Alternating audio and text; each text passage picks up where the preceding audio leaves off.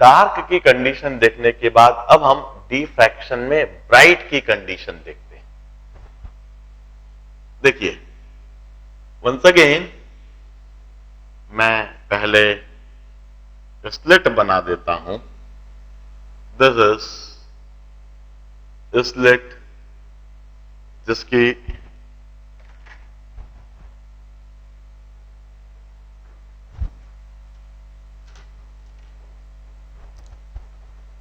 इस स्लिट में यह पॉइंट ए और यह पॉइंट हो गया B. They are the two ends of slits. और यह इस जगह पर मैं स्क्रीन बना देता हूं। यह स्क्रीन जो कैपिटल डी की दूरी पर है। Once again let me remind you, कभी प्रॉब्लम में लेंस का फोकल लेंथ दिया हो तो वह जो लेंस का फोकल लेंथ है वही कैपिटल डी होगा, because this screen is kept on the focal plane of that lens. हमने पहले ही यह बात बता दी। अब this is the centre C of the slit और इस सेंटर सी के ठीक सामने यह पॉइंट ओ।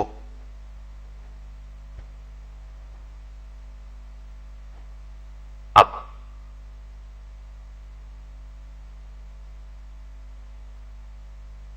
सेंट्रल ब्राइट की कंडीशन तो हमने देख ली। We have central bright at O where y is equal to 0 and path difference is 0.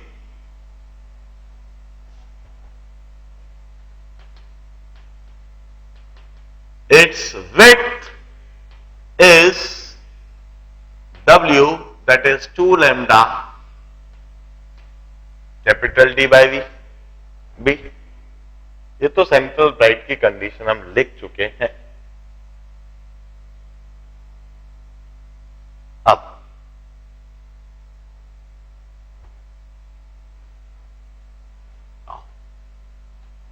we have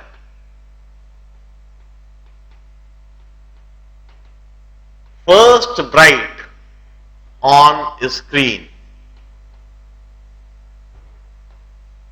at P if path difference is 3 lambda by 2. A very interesting thing, path difference is 3 lambda by 2.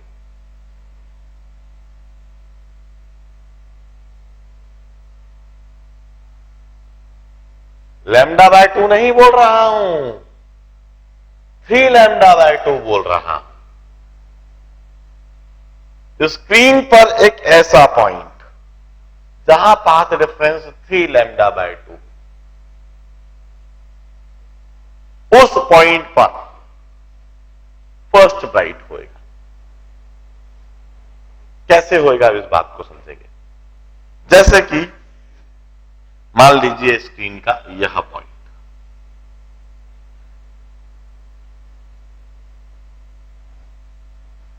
Screen का यह point, इस point पर ए से पहुंचने वाली wave और B से पहुंचने वाली वेव,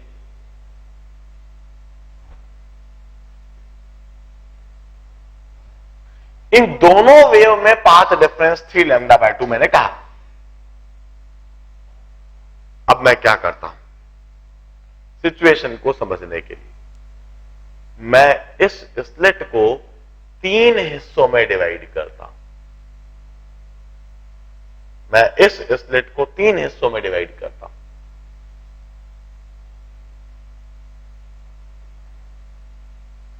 यह स्लिट है, इसको 3 आइडेंटिकल हिस्सों में डिवाइड कर दिया।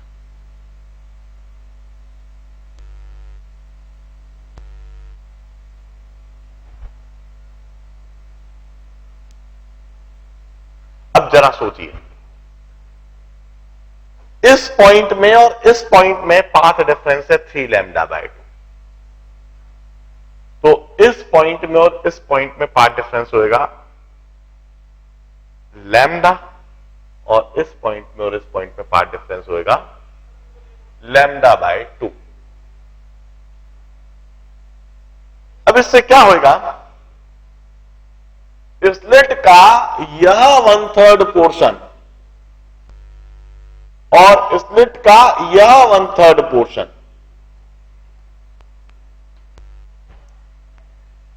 यह एक दूसरे को डिस्ट्रक्टिवली इंटरफियर कर देंगे,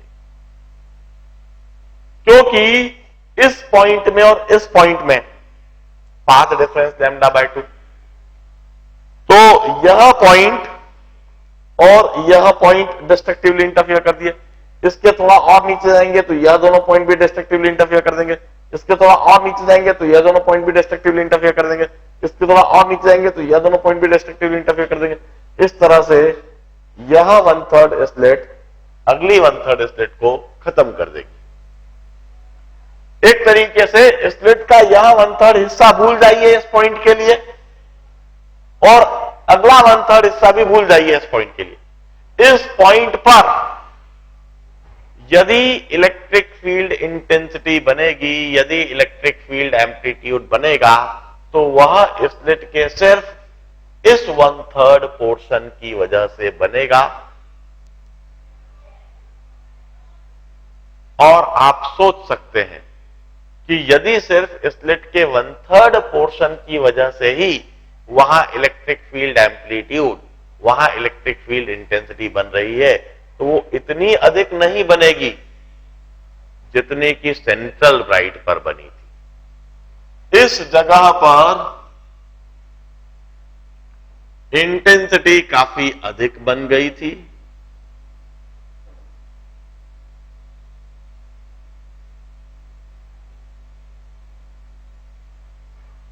इस जगह पर मैं कहता हूं स्लिट के 1/3 पोर्शन की वजह से ही इंटेंसिटी बनेगी। यह तो सेंट्रल ब्राइट की लोकेशन मैंने बताई।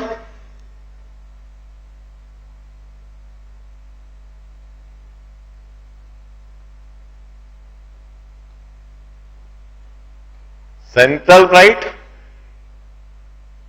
इस जगह पर मैंने बताया फर्स्ट डार्क, और इस जगह पर यह बन जाएगा फर्स्ट ब्राइट।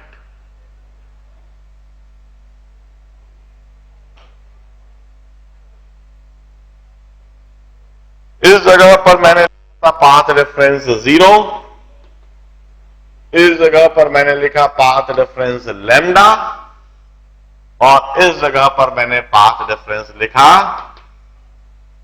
3 λ/2।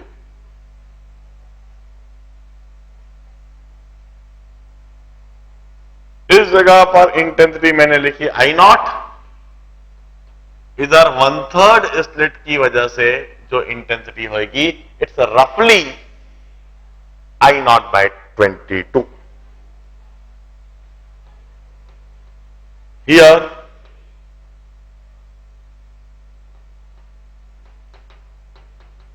intensity is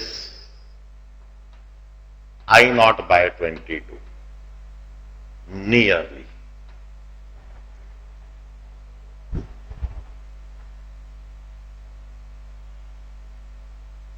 अब फिर इस जगह पर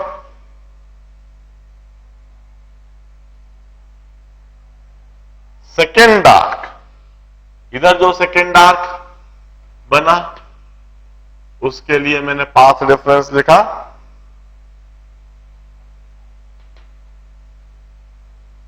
टू लैम्डा। ये तो पहले लिख चुका हूं। अब मैं लिखता हूं we have second bright on screen. We have second bright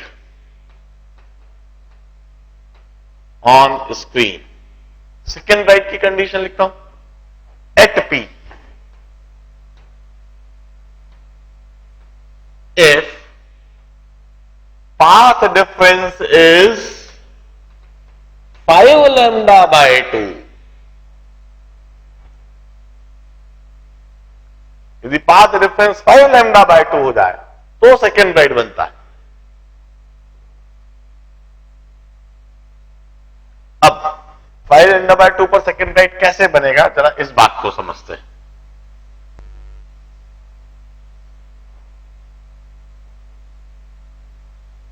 अब इस बात को समझने के लिए मैं पूरी स्लेट को 5 हिस्सों में डिवाइड करूंगा। आप इस बात को समझे, मैं हमेशा स्लेट को उन पार्ट्स में डिवाइड करता हूं जिससे कि जस्ट एडजॉइनिंग पार्ट उससे लैम्डा बाय 2 के पार्ट डिफरेंस पर हो। जस्ट एडजॉइनिंग पार्ट यदि लैम्डा बाय 2 के पार्ट डिफरेंस पर होएगा तो स्लेट के वो हिस्से एक दूसरे को खत्म करेंगे। देखिए मैंने क्या करा, यह स्लेट ए बी, इसको मैं 1 2 3 4 5 बिल्कुल 5 बराबर के हिस्से में डिवाइड कर दिए मैंने। अब पॉइंट ए और पॉइंट बी दोनों एंड्स के बीच में यदि पाथ डिफरेंस 5 लैम्डा बाय 2 है तो ये जो 1/5 पोर्शन बने हैं इनके बीच में पाथ डिफरेंस लैम्डा बाय 2 के होंगे। मतलब यह जो 1/5 पोर्शन है और यह जो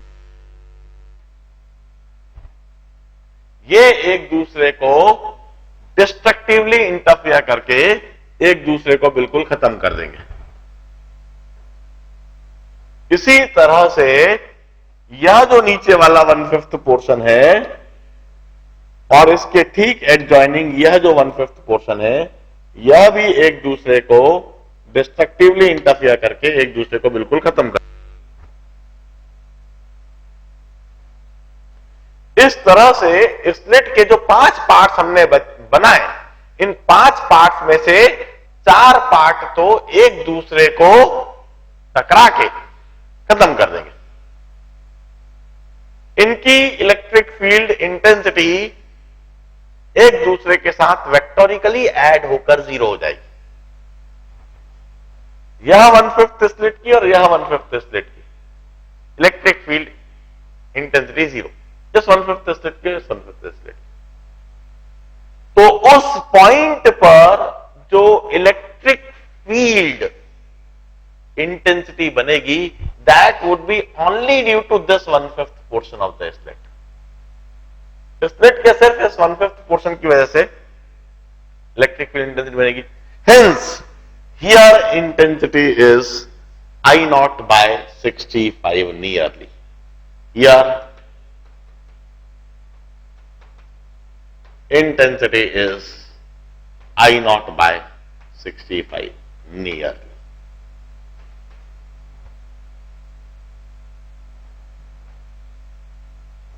इस जगह पर first dark path difference lambda, first bright path difference 3 lambda by 2। इस जगह पर नीचे की तरफ थोड़ा इंडिकेट कर देता हूं मैं, इस जगह पर फिर second dark path difference 2 lambda और इधर फिर फर्स्ट ब्राइट और second bright path difference 5 lambda by 2 और इंटेंसिटी होगी I0 by 65। इधर intensity I naught by 20. This is the condition of the. हाँ हाँ बोलो. हाँ हाँ. सेंट्रल ब्राइट पर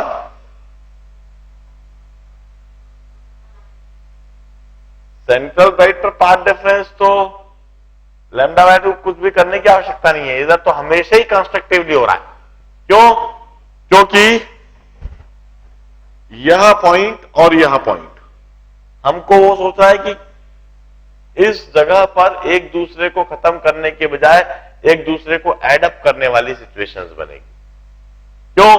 क्योंकि पॉइंट ए से आने वाली वेव और पॉइंट बी से आने वाली वेव, ये दोनों वेव एक दूसरे के साथ एडअप होकर कंस्ट्रक्टिवली इंटरफेयर हो जाएंगी पॉइंट ओ पर. इन दोनों में कंस्ट्रक्टिव इंटरफेरेंस, क्योंकि पाथ डिफरेंस 0 है. फिर इन दोनों में कंस्ट्रक्टिव इंटरफेरेंस, क्योंकि पाथ डिफरेंस 0 है. फिर इन दोनों में कंस्ट्रक्टिव इंटरफेरेंस, क्योंकि पाथ डिफरेंस 0 है. फिर इन दोनों में कंस्ट्रक्टिव इंटरफेरेंस, क्योंकि पाथ डिफरेंस 0 है. इस जगह पर अब हम डिस्ट्रक्टिव इंटरफेरेंस बोलेंगे किसके लिए? हम इस तरह को किसी भी तरह से डिवाइड नहीं कर सकते. लैम्डा बाय 2 कहीं पर बने नहीं सकते. इस जगह पर तो पॉइंट ऑफ सिमेट्री है. तो पॉइंट सी के ऊपर जो एक पॉइंट होएगा वैसा ही सिमेट्रिकली एक पॉइंट नीचे भी होएगा और दोनों कंस्ट्रक्टिवली इंटरफेयर करेंगे. इस जगह पर हम स्लिट के किसी भी हिस्से को डिस्ट्रक्टिवली इंटरफेयर होते हुए देख ही नहीं पाएंगे. मेरी बात समझ आ रही है? तो सेंट्रल ब्राइट के लिए वी हैव, अब इधर जो खास देखना है, सेंट्रल ब्राइट के लिए एट ओ, पॉइंट ओ पर सेंट्रल ब्राइट है, for which y equal to 0, path difference is 0. और उस सेंट्रल ब्राइट की विड्थ भी हमने बताई, खास बात. पर फर्स्ट ब्राइट के लिए पाथ डिफरेंस लैम्डा बाय 2 नहीं लिखा है, 3 लैम्डा बाय 2 लिखा है. सेकेंड ब्राइट के लिए पाथ डिफरेंस 5 लैम्डा बाय 2. जबकि डार्क के लिए, फर्स्ट डार्क के लिए path difference lambda, second dark के लिए path difference 2 lambda, third dark के लिए पाथ डिफरेंस 3 लैम्डा.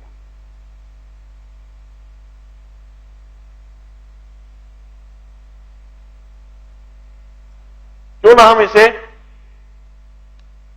टैबुलेट कर दें. हम इसे टैबुलेट कर देते हैं.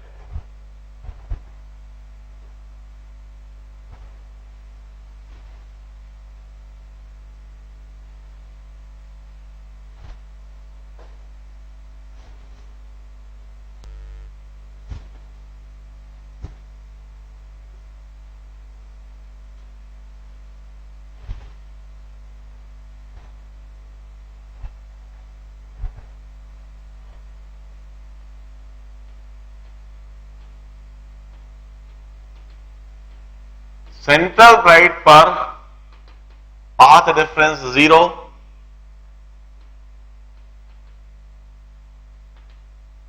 और y is equal to 0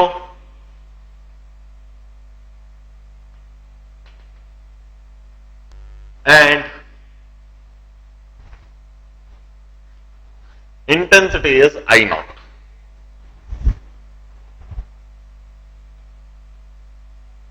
Intensity is I naught.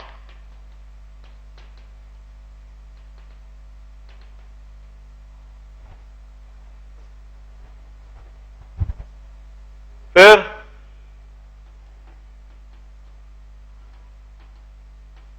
First bright पर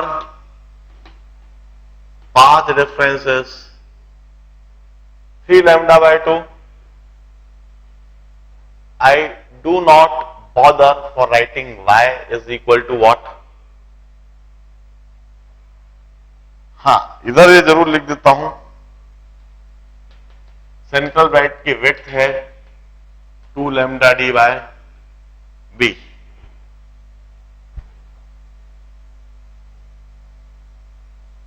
इंटेंसिटी जरूर मैं इधर लिखता हूं, intensity is I naught by 22 और पाथ डिफरेंस लिखने के लिए बी साइन थीटा और b into y by d ये जरूर लिख देता हूं। For second bright path difference is 5 lambda by 2.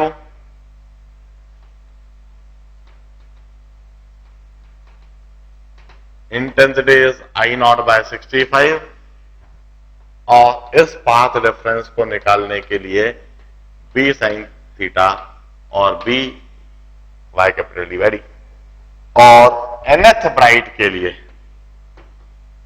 For nth bright मैं लिखता हूं path differences 2n+1 lambda by 2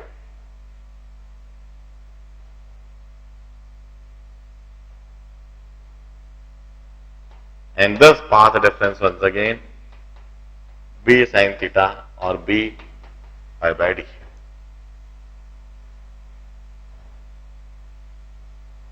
For first dark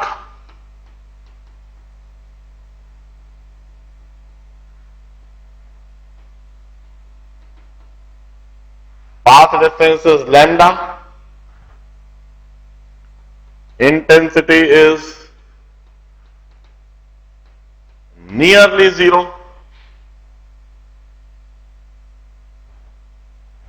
path difference के लिए वही b sin थीटा और b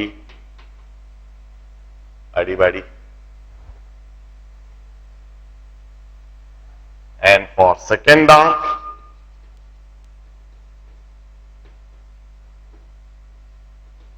path difference is 2 lambda, intensity once again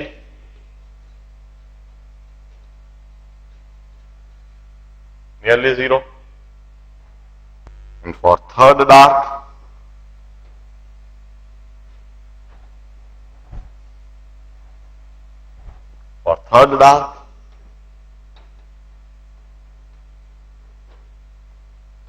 path difference is 3 lambda,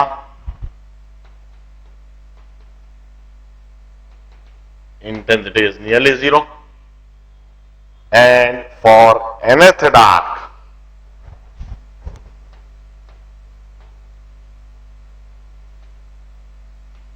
path difference is n lambda.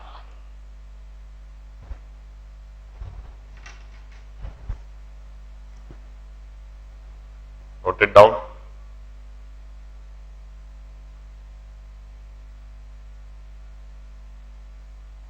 Here we will not say that the width remains same or the separation of first bright, second bright or second bright, third bright वो same रहेगा, हम ऐसा नहीं कह पाएंगे because हम ये जो पाथ डिफरेंस साइन थीटा लिख रहे हैं for lower order, for first order और second order we may write sin theta as y by d,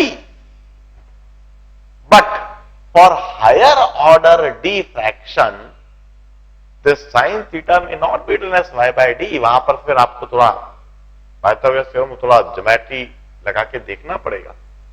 generally जैसा हमने फिगर में बनाया है जो विड्थ है थोड़ा बढ़ता चला जाता है, जैसे ऑर्डर बढ़ता है तो थोड़ा विड्थ बढ़ता है. बट वंस अगेन हम यह बात बता चुके हैं कि डी फ्रैक्शन जो प्रोमिनेंटली दिख पाता है, जहां मेजरमेंट हो पाता है, वो सिर्फ फर्स्ट, सेकंड या थर्ड ऑर्डर तक ही हो पाता है. थर्ड ऑर्डर के बाद उसे एग्जैक्टली मेजर कर पाना, उसको प्रॉपरली ऑब्जर्व कर पाना, वो बहुत मुश्किल हो जाता है. अब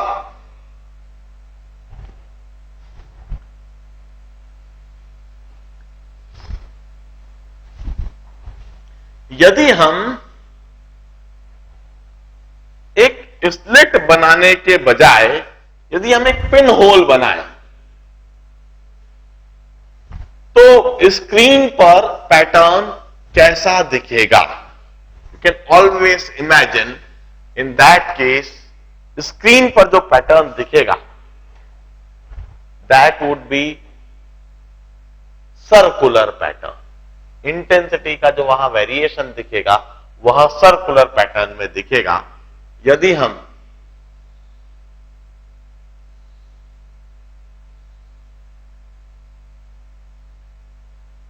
इस तरह से स्क्रीन के ऊपर स्लिट बनाने के बजाय एक पिन होल बना दें, this is a pin hole, और इसके सामने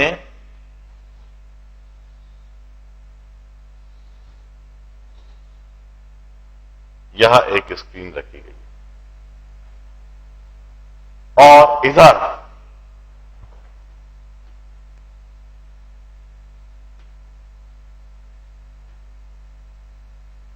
लाइट रेस है। नाउ कैन यू इमेजिन किस तरह से दिखेगा? इस तरह से सेंट्रल इसके ठीक सामने इधर कोई बहुत ब्राइट स्पॉट बन जाएगा और फिर इंटेंसिटी धीरे धीरे कम हो रही है और फिर इस तरह से सर्कुलर डिफ्रैक्शन पैटर्न दिखेगा।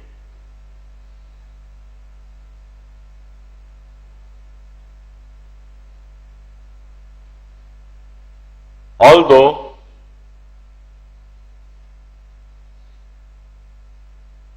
इस तरह से सर्कुलर शेप में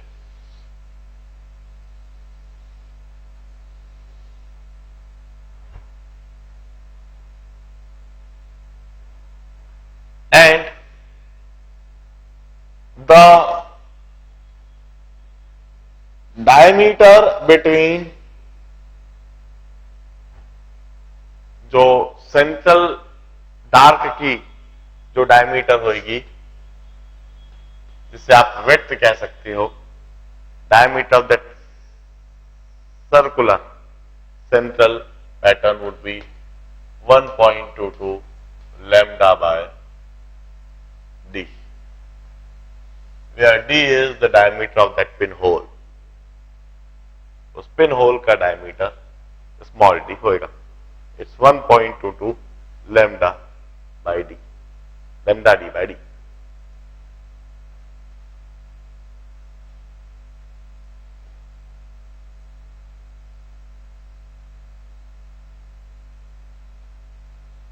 This is about the phenomena of diffraction, the basics about diffraction। अब इसके बाद मैं मेरे नेक्स्ट लेक्चर में लाइट रे का पोलराइजेशन और लाइट रे का स्कैटरिंग फिनोमेना, उसके बारे में एक बेसिक आइडिया दूंगा कि क्या होता है। और इसी के साथ हमारा वेव ऑप्टिक्स जो है टॉपिक है पूरी तरह से फिनिश हो जाएगा। डिफ्रैक्शन के बारे में मैंने जितना बताना था बताया है। इन सब चीजों को आपने अच्छी तरह से नोट्स में नोट डाउन कर लेना चाहिए और एग्जामिनेशन के समय इसको बड़े ध्यान से पढ़ना चाहिए। जो मैंने 2-3 कंडीशंस बताई हैं जिनको टैबुलेट कराया है, सेंट्रल ब्राइट की विड्थ लिखवाई है, इन्हें आपको मेमोराइज कर लेना चाहिए। माइट बी बोर्ड एग्जामिनेशन में इस पर से सवाल पूछ लिया जाए, आईआईटी जेई में भी कभी आ जाए तो आप जवाब दे सकोगे। सिंस एक बात जरूर है, इस बार IIT JEE Mains that particular examination is being conducted by CBSE, and since this phenomena is included in CBSE syllabus, it's given in NCERT book, so might be with the changing pattern of IIT JEE, in which the phase 1 would be conducted by CBSE, might be JEE mains में इस पर से कोई objective appear हो जाए। Anyway, we had studied this phenomena up to that level so that we would be in position to answer any objective. एक और बात, as it's a well known fact that admission into NITs, admission into IIITs and admission into centrally funded institute, the institute which are funded by MHRD, Ministry of Human Resource and Development. जितने भी institute इस ministry से fund लेते हैं उन सभी के लिए यह बात कंपलसरी कर दिया गया है that admission would be based on 60% weightage on that JEE mains and 40% weightage on board examination.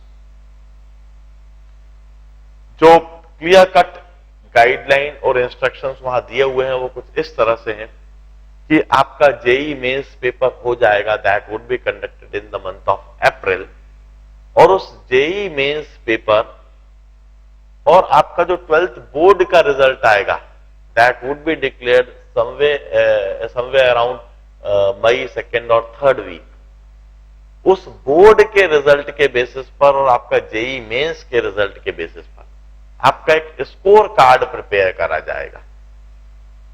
That score card would contain 60% weightage of that JEE mains and 40% weightage of your board examination scoring.